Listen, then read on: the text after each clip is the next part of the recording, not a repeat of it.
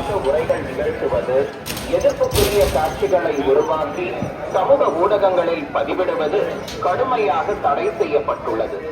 விதிமுறைகளை மீறினால் சட்டப்படி நடவடிக்கை எடுக்கப்படும் என strictly prohibited.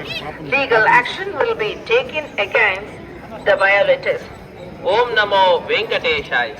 ತಿರುಮಲ ಕ್ಷೇತ್ರದಲ್ಲಿ ರಾಜಕೀಯ ಭಾಷಣ ಮಾಡುವುದು ಮತ್ತು ಆಕ್ಷೇಪಾರ್ಹ ರೀಲ್ಗಳನ್ನು ತಯಾರಿಸಿ ಸಾಮಾಜಿಕ ಜಾಲತಾಣಗಳಲ್ಲಿ ಪೋಸ್ಟ್ ಮಾಡುವುದು ನಿಷೇಧಿಸಲಾಗಿದೆ. ಉಲ್ಲಂಘಿಸಿದವರಿಗೆ ಕಾನೂನು ಕ್ರಮ சட்டப்படி நடவடிக்கை எடுக்கப்படும் என திருமலை திருப்பதி தேவஸ்தானம் எச்சரிக்கிறது.